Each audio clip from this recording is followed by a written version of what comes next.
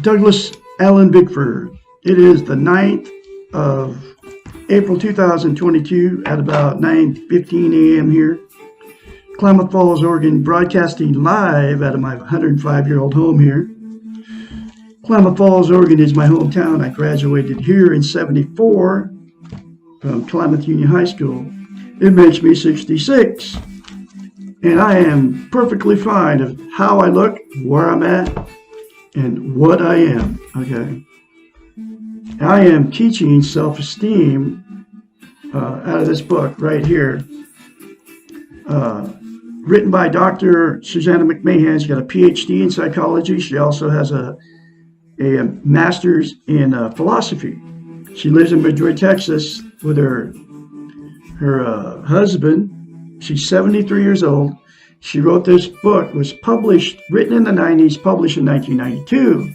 And every chapter talks about how we have been trained and taught not to have self-love, self-esteem, self-worth. What self-esteem is. Most people don't know what it means. No, it's not selfish. No, it's not prideful. It's nothing bad, okay? It's everything good about, if you have it, is good. And what it is, you know, we've all been in these romantic relationships where you meet the person, you feel so good, it feels so good to be around these people, whether it's a man or woman. You're falling in love with them. They can do nothing wrong. You can do nothing wrong in their eyes. And so you got that feeling of love, right? You're falling in love with them. That feeling is the exact same thing towards yourself. That's what self-esteem is. And here's what she came up with to tell her clients to do to get that good feeling toward themselves, okay? It's called mirror therapy. She came up with mirror therapy. She had to break through to they were hired by her to be their therapist, and they were paying her big bucks to fix their messed up minds. And she knew that self-esteem was being trained out of us, okay, as a psychiatrist. So she came up with mirror therapy to give them self-esteem on steroids. And here's the very simple concept. Like I said, it's called mirror therapy. Look at yourself in the mirror. Say 4 things. Say, I love you. Say, I love my inner child. Say, I'm worthy to be loved, worthy to love. Say, I'm full of goodness. Say those 4 things to yourself daily in the mirror instead of criticizing yourself, folks. And it'll give you self-love, self-esteem on steroids, and then you'll love yourself like you love that other one when the relationship was brand new, right? That's what self-esteem is, and those 4 things to yourself in the mirror daily will get it to you. I'm the absolute only one teaching self-esteem on the internet, on the television. You never hear the 2 words, self-esteem. Nobody ever talks about it. That's because they're training it out of us. That's why nobody teaches it. I'm the only one teaching teaching self-esteem. I'm the only one teaching you how to get it. I'm the only one teaching you how simple it is, and those 4 things to yourself in the mirror will give it to you. That's how simple it is if you do it and you keep saying it. And nobody's telling you how important it is, and here's why. You can't love without it. You can't be loved without it. And you also cannot be content without it. What content means, you feel good about how, where, and what you are. I have that now because I have attained self-esteem because of mirror therapy, because of those 4 things to myself in the mirror daily without fail for over a year.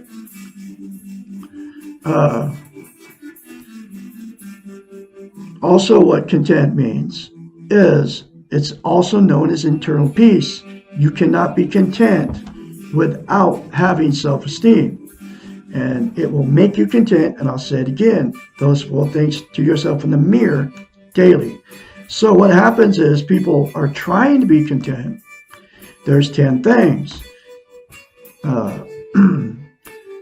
Drugs, alcohol, sex, food, gambling, religion, material possessions, people, and money.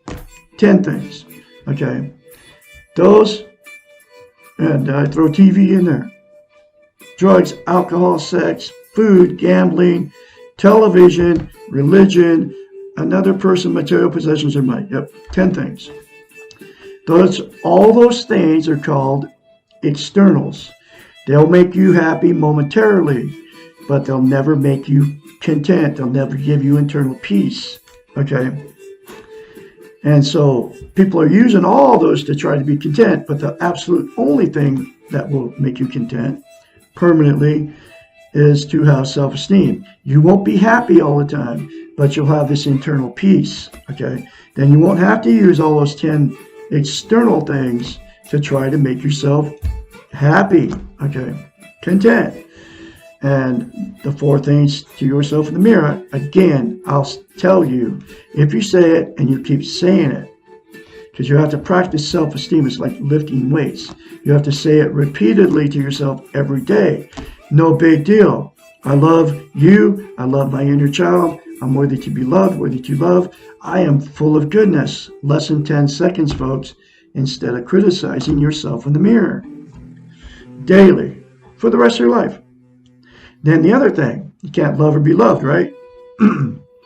So what happens is, there's 3 things that'll happen without self-esteem. You meet exactly what you are. You'll meet somebody that doesn't have self-esteem. That's what you attract.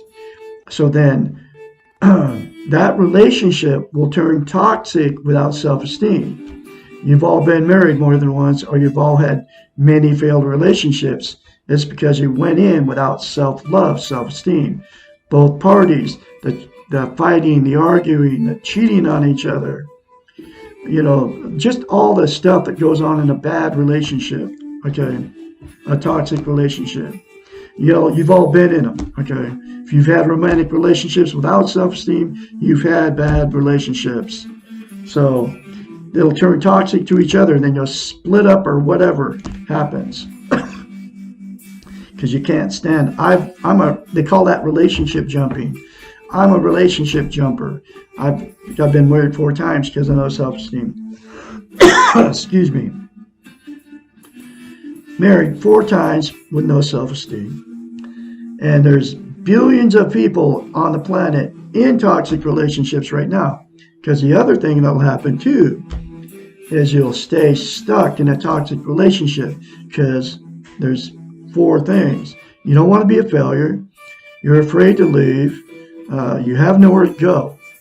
And so you just stick it out, okay? And you stay in it for years, okay? And both of you are abusing each other. You know there's something wrong with it, but you don't know what it is. And it's because neither one of you has self-love, self-esteem. And then the other thing that happens in romantic relationships, a person will be alone for the rest of their lives, okay? Because they've had so many failed relationships, they don't know why. So they just choose to be single, okay? And not get in relationships. So they just end up alone for the rest of their lives, okay? And not me. Eventually, because I'm not done with romantic relationships. I have a lot of love to share. I have self-esteem now because of marriage therapy. And eventually the right woman, we will meet. She will have self-esteem, okay? And then we will fall madly in love because we both love each other, ourselves first before we ever meet. That's what's going to happen to me because I don't want to be alone the rest of my life. But I'm not alone. I'm with Douglas Allen Bickford. I'm having fun with just me, okay? But I want to share all my life with somebody.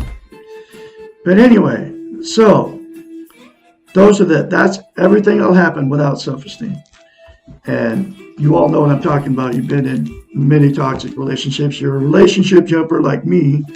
I've been clean and sober, I call it, from having a toxic relationship for I'm pushing 18 months now. And I'll never put myself or my inner child through another terrible toxic relationship because they are terrible. Okay, you all know what I'm talking about. Anyway, I'm going through this chapter, or this book, one lesson at a time. I'm calling them lessons now because that's exactly what they are. From Dr. Susanna McMahon. This is lesson number 45. Why do I feel I am out of control? We feel out of control when we do not trust ourselves. We also feel out of control when we let our feelings overwhelm us and we do not take responsibility for our actions.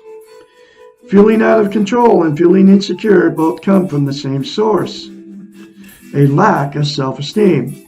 And I'm going to say this again, 4 things to yourself in the mirror daily will give you self-esteem, self-love on steroids if you do it and you keep doing it.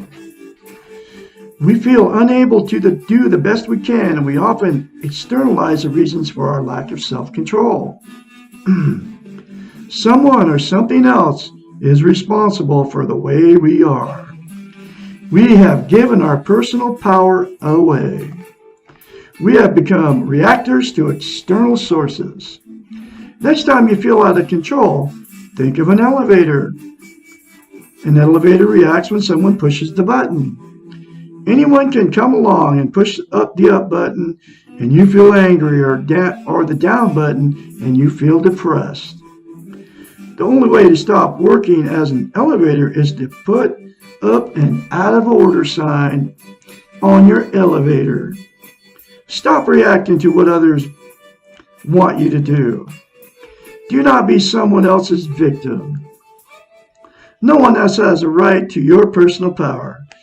Just as you cannot control anyone else, no one else can control you unless you give them that illusion. Wow, this is powerful stuff, folks. In other words, when people call you names or whatever, don't even react.